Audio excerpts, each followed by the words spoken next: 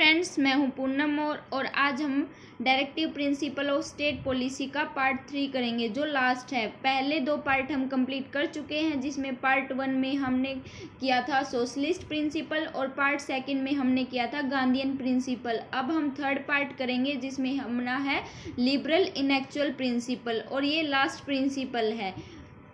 चलिए अब हम अपनी वीडियो स्टार्ट करते हैं। वीडियो स्टार्ट करने से पहले अगर आपको ये वीडियो अच्छी लगे तो प्लीज़ हमारे चैनल को शेयर, लाइक और सब्सक्राइब ज़रूर कीजिए। अब लास्ट प्रिंसिपल है जो अपना, वो है लिबरल इनेक्चुअल प्रिंसिपल। इस प्रिंसिपल में क्या बताया गया है कि this principle reflects the ideology of liberalism. मतलब बेसिकली इस प्रिंसिपल में आज़ादी के बारे में बताया गया है और इसमें कुछ आर्टिकल्स आते हैं। वो है, पहला है आर्टिकल 44। इसमें क्या है, secure for all citizens a uniform civil code throughout the country. मतलब ऐसे लॉ बनने चाहिए, ऐसे कोड मतलब लॉ, ऐसे लॉ बनने चाहिए जो सबके लिए इक्वल हो। जैसे कि अपने देश में क्या होता है, हिंदू के लिए अलग लॉ बनता है, मुस्लिम के लिए अलग लॉ बनता है, एक तरह का नहीं लॉ होता अपने कंट्री में। तो इसमें यूनिफॉर्म सिविल लॉ बनाने की बात की है। Next is article 45। अब आर्टिकल 45 क्या कहता है, provide early childhood care and education for all children until they complete the age of 6 year.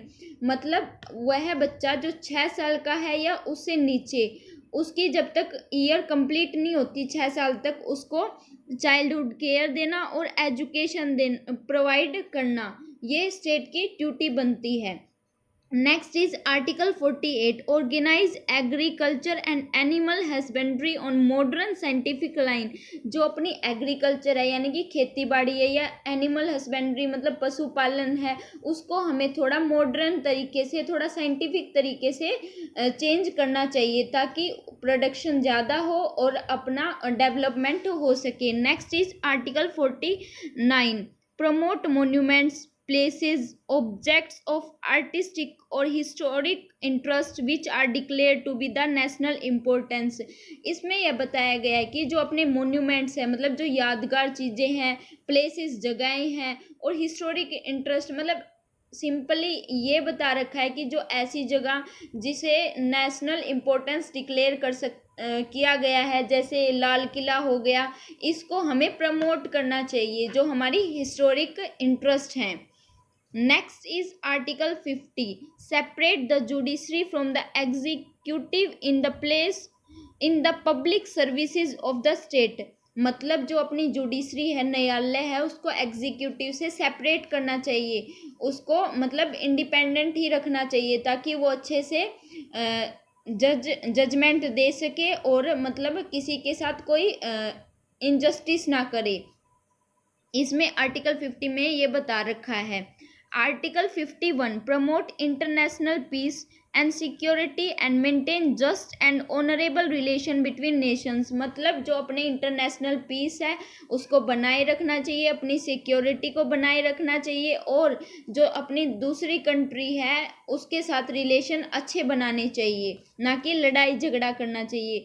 Next is foster respect for international law and treaty obligations. जो हमने ट्रीटी पे sign किए हैं, जो मानी है, और जो इंटरनेशनल लॉ है अपने, हमें उनकी क्या करनी चाहिए, रिस्पेक्ट, आदर करना चाहिए, सम्मान करना चाहिए। And last point is encourage settlement of international dispute by the arbitration. मतलब अगर हमारे कोई डिस्प्यूट होते हैं दूसरी कंट्री के साथ, तो हमें उसको बातचीत के द्वारा ही सोल्व करने चाहिए, लड़ाई झगड़ा नहीं करना चाहिए। किसके द्वारा डिस्प्यूट को सोल्व करना चाहिए, आर्बिट्रेशन के द्वारा। इसके हमने आर्टिकल कंप्लीट कर चुके हैं। अब इसके कुछ फैक्ट्स हैं, चलिए अब वो पढ़ते हैं। A new DPSP under Article 38 added was by the 44th Amendment Act of 1978, which requires the state to minimize inequality in income, status, facility and opportunity।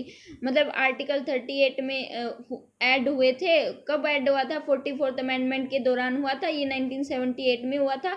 इस आर्टिकल में क्या बता रखा था कि जो अपनी मिनिमाइज इनइक्वालिटी होनी चाहिए। किसके बेसिस पर? इनकम, स्टेटस, फैसिलिटी, अपॉर्चुनिटी, इनमें कम इनइक्वालिटीज होनी चाहिए। स्टेट की है ड्यूटी है। नेक्स्ट कौन सा अमेंडमेंट हुआ? 86 अमेंडमेंट हुआ। कब हुआ? 2002 में। और इसमें क्या बताया है? The subject matter of article 45 had made elementary education a fundamental right under article 21A.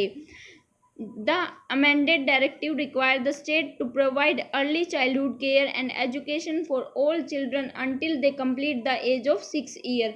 मतलब पहले जब अमेंडमेंट नहीं हुआ था तब उसमें क्या था कि जो 6 से 14 साल के बच्चे हैं, बीच के बच्चे हैं, उनको एजुकेशन प्रोवाइड करना स्टेट की ड्यूटी होगी।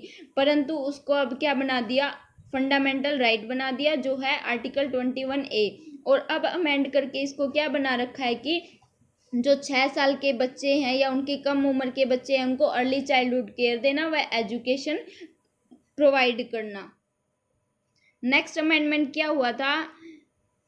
43B आर्टिकल में हुआ था 97 अमेंडमेंट एक्ट ऑफ 2011, मतलब 2011 में हुआ था 97th amendment relating to cooperative society. किसके बारे में? ये कोऑपरेटिव सोसाइटी के बारे में है। It requires the state to promote voluntary formation, autonomous functioning, democratic control and professional management of cooperative society. ये हमने पढ़ाई था कि जो अपनी कोऑपरेटिव सोसाइटी है उनको भी मतलब कुछ डेमोक्रेसी दिखनी चाहिए। अपनी जो रियल डेमोक्रेसी है उनको क्या करना चाहिए? उनका खुद का मतलब उनको वॉलेंट्री फॉर्मेशन करना चाहिए, खुद के फंक्शन खुद ही करने चाहिए, और उनको मतलब प्रोफेशनल मैनेजमेंट सीखना चाहिए। उनको भी जैसे उसमें एग्जाम वो था विलेज पंचायत, मतलब स्टेट को विलेज पंचायत ऑर्गेनाइज करने चाहिए और लोगों को अपनी सेल्फ गवर्नमेंट बनानी चाहिए, जिससे उनको खुद को प्रोफेशनल मैनेजमेंट करना आए,